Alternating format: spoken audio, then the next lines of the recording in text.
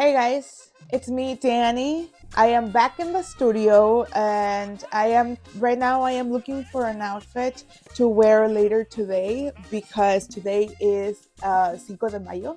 And on Cinco de Mayo, my sister and I have this tradition where we go out to the most Tex-Mex looking place and we have margaritas and food and we go to the place that we think will be full of like the white girls and the frat boys. So there's this place called Los Federales, and it's really close to our house in Logan Square. And so I think that's where we're going to go to. We do it because we would do anything for the bid in this house to be funny, anything. So we think that that is a really funny way to celebrate Cinco de Mayo, like the white girls do.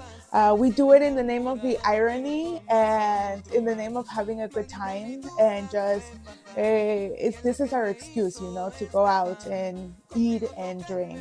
And so we are going out later today. But yes, today is Cinco de Mayo. And what does that really mean, Because I think a lot of people celebrate and don't really know what the date is. A lot of people think that today is Mexican Independence Day, but that is not the case. That actually happens on September 16, when we gain independence from the Spanish Empire. Cinco de Mayo celebrates something different. So, what happened was that in 1861, about 50 years after we had our independence from Spain, we were struggling as a country. Mexico was struggling as a country. And so, the ravens were everywhere, and the United States, Spain, and the French Empire all invaded Mexico, and that really sucked. Not cool, not a cool thing to do. But by 1862, the Spanish and the U.S. were gone. They had already given up, but the French did not. They were still in our land, trying to take over our country, which not cool, France. What the hell? Um, but yes, so we are trying to fight the French, and we're trying to get rid of them. And they have instilled their their ruler, I guess, who would be our king in Mexico from Spain. His name was Maximiliano. I don't remember his last name, but his first name was Maximiliano, and he was in Mexico with his wife. And we're fighting them, and we're trying. They are the only monarchs that have lived in the American continent. That is a fun fact. Um, but yeah, so we're trying to get rid of them, and there's a battle that happens in Puebla in 1862, a Cinco de Mayo, where we're fighting the French and the Mexican army with the help of some indigenous groups like the Zacapuastlas, and led by Zaragoza, won this battle. This didn't end the war. The French were still trying to invade us and keep us under their rule for 5 more years. But the Battle of Puebla, of the Cinco de Mayo, is seen as a very important victory because it brought our energy up. It's like something that we're proud of. Now, Cinco de Mayo is not very much celebrated in Mexico as a country. No one really celebrates it except in the place where it happened, in Puebla. They do a parade, they do reenactments, they do festivities, I don't know, probably a couple of carnivals. And I was born in Puebla because my mom and my dad lived in Puebla when my sister and I were born. So we were both born in that city, and so I guess my mom has been to one of those parades, and they are apparently very cool. They're like military parades. But in terms of celebration in Mexico, that's all that happens. But then in the 1950s, the Chicano movement took Cinco de Mayo and started celebrating as a form of being proud of their Mexican heritage here in the US. So it was kind of like a way of like celebrating culture. And then in the early 2000s and closer to this time, there were like people that sell beer and tequila, and they were trying to have a date where they could be like, hey, buy tequila, buy beer, buy Mexican beer.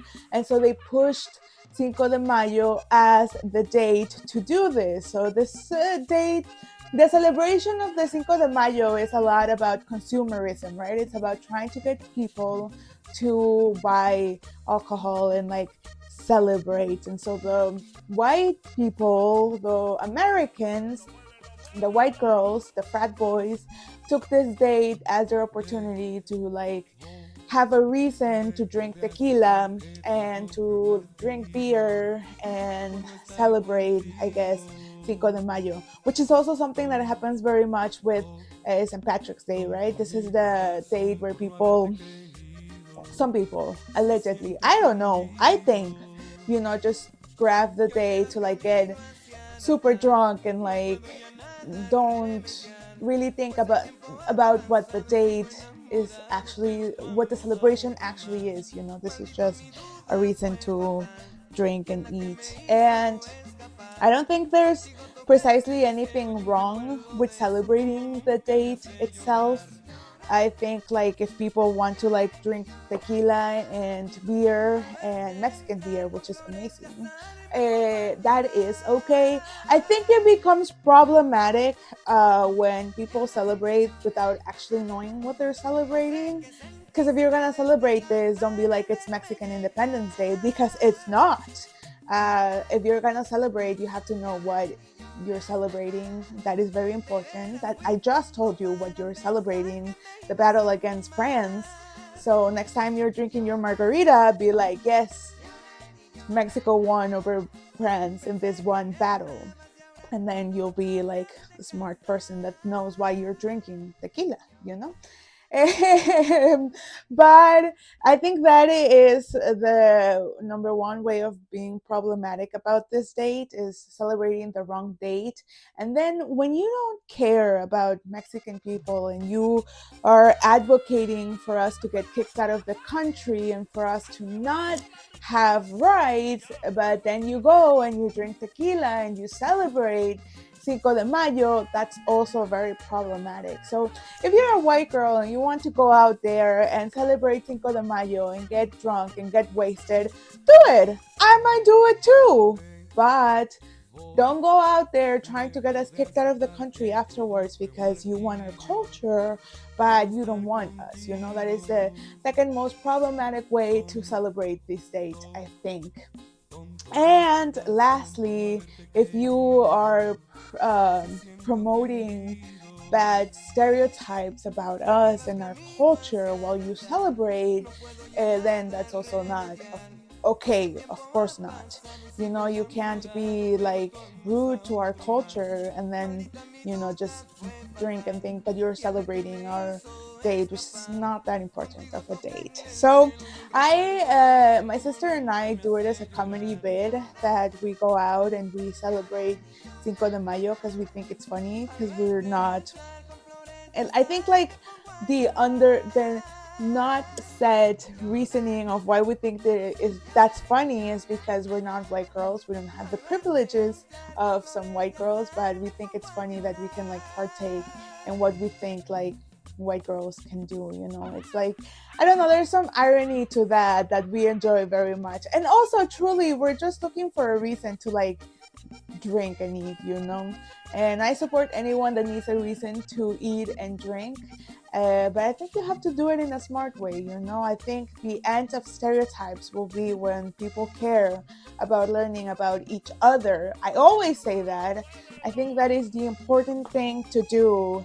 And and just be loving to everybody. That's what matters. You have to love other people even if they're not like you, and especially if you are going to try to celebrate their culture.